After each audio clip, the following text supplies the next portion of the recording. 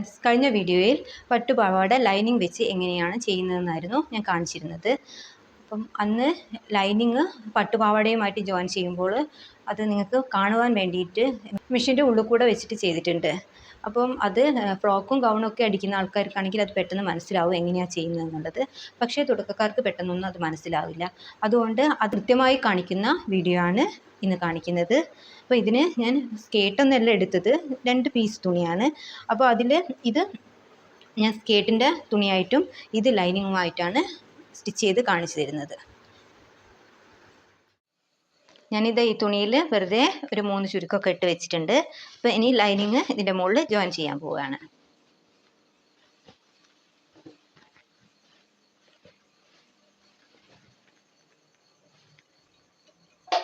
ലൈനിങ്ങും നമ്മൾ സ്കേർട്ടും കറക്റ്റാക്കി വെക്കണം.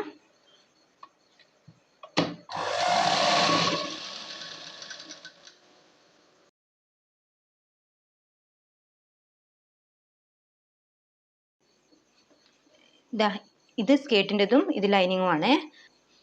ഈ രണ്ടറ്റവും അതുപോലെ ഈ രണ്ടറ്റവും കറക്റ്റായിട്ട് സ്റ്റിച്ച് ചെയ്ത് വെച്ചിട്ടുണ്ട്.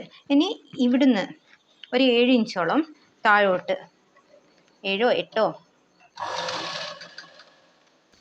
അതുപോലെ ഈ സൈഡും 7 ഇഞ്ചോളം താഴോട്ട് സ്റ്റിച്ച് ചെയ്യുക.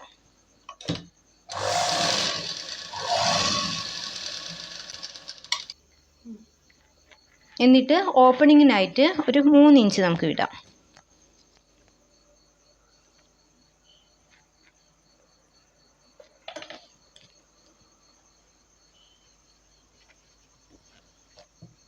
എന്നിട്ട് ഞാനിതാ ഇവിടുന്നാണ് സ്റ്റിച്ച് ചെയ്യുന്നത്. ഇവിടുന്ന് തുടങ്ങി കുറച്ച് താഴോട്ട് സ്റ്റിച്ച് ചെയ്ത് ഇവിടെ ഒരു ഡബിൾ സ്റ്റിച്ച് ചെയ്ത് നിർത്തി വെക്കാം.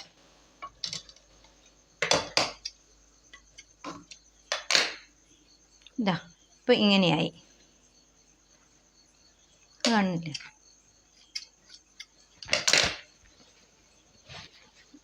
ഇനി ഈ ഭാഗം ഇതാ ഇങ്ങനെ മടക്കി അടിക്കുക.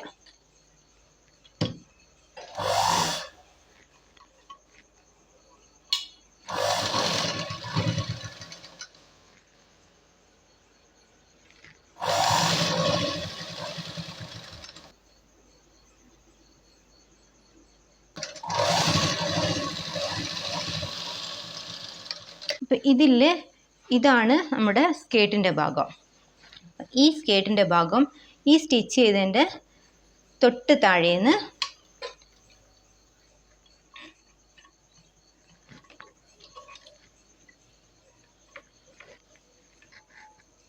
ഈ സ്കേർട്ടിൻ്റെ ഭാഗം മാത്രം ലൈനിങ് ഞാൻ ഇതിൻ്റെ അകത്തു നിന്ന് ഒഴിവാക്കി വെച്ചിട്ടുണ്ട്. അത് ഇതാ ഇവിടെ തന്നെ ഈ സ്റ്റിച്ച് ചെയ്തതിൻ്റെ താഴെ തന്നെ വെച്ചിട്ട് നമുക്ക് താഴോട്ട് സ്റ്റിച്ച് ചെയ്യാം.